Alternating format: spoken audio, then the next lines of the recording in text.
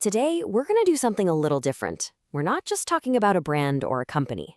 We're going to travel right into the heart of imagination itself, and we're using the incredible, unbelievable story of Walt Disney as our map. This isn't just a biography. It's a story about how one man used his imagination not just to entertain people, but to literally reshape our world. Now, you might think Walt's journey started somewhere magical, but you couldn't be more wrong. It actually began in a world that did everything it possibly could to discourage him from dreaming at all. I mean, just look at this contrast. It's like two different universes, right? On one side, you had his father, a man who was all about discipline, hard work, and practicality. Creativity? No way. That wasn't just ignored, it was actively pushed down. But then, in the other corner, you have young Walt, finding wonder wherever he could, sketching on scraps of paper and quietly, stubbornly, choosing to keep his dreams alive. And as he got older, that pattern just kept going.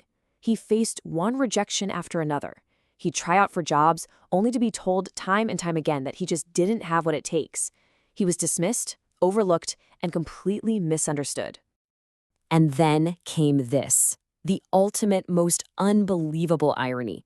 A newspaper editor actually fired him, and the reason he put on the termination notice was that he, get this, lacked imagination. Can you even wrap your head around that? The man who would go on to define imagination for the entire world was told he didn't have any. Okay, so this is the point where most of us would probably just pack it in, right? But not Walt. He absolutely refused to let that rejection become his story. Instead, he used it. He let it sharpen him, refine him. It became his fuel. And he was going to need every last drop of that fuel because his trials were far from over. His first really big attempt to build his dream, well, it was about to end in a spectacular crash and burn. He poured everything, and I mean everything, into his first animation studio, Laugh-O-Gram, his savings, his spirit, his entire heart. And it failed. The company went bankrupt, his dreams crumbled around him, and he was so broke he could barely afford to eat. It got to the point where his entire life, everything he owned and had worked for, fit inside a single beat-up suitcase. Just think about that for a second. His circumstances were completely broken, but his courage? Nope, that was still very much intact.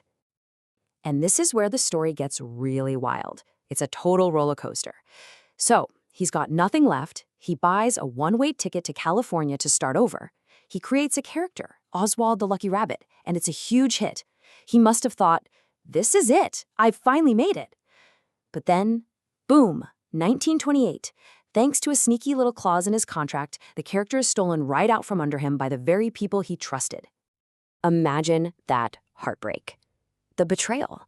But on that long, lonely train ride home, feeling defeated, he didn't give up. He reinvented. He pulls out a sketch pad and starts drawing this little, cheerful mouse. That mouse, of course, was Mickey, born not from success, but from the absolute ashes of betrayal. And this teaches us something so incredibly powerful. Sometimes our greatest creations come directly from our deepest pain. It's not about avoiding the low points, it's about what you choose to build when you're in them. With Mickey's success, Walt finally had a foothold. But was he satisfied? Not a chance. He wanted to push the boundaries of animation further than anyone had ever imagined, pursuing a dream that everyone else called completely impossible. So he proposes the world's first ever full-length animated movie. The entire industry laughed at him. His own colleagues, even his wife, were convinced it would bankrupt him. They mockingly nicknamed the project Disney's Folly, absolutely sure it would be the end of his studio.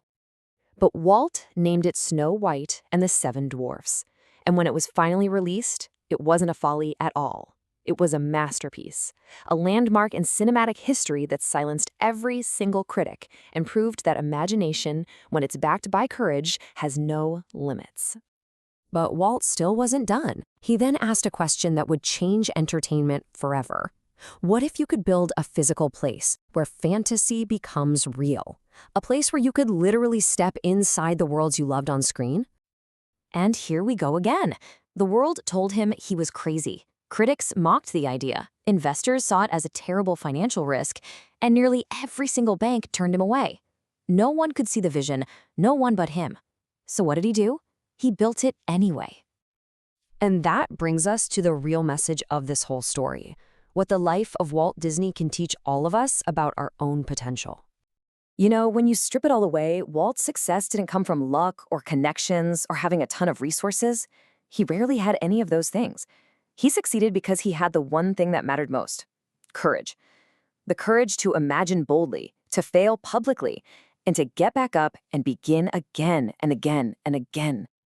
His story leaves us with 3 profound lessons. 1, your imagination is your superpower. It is more valuable than any resource you can think of.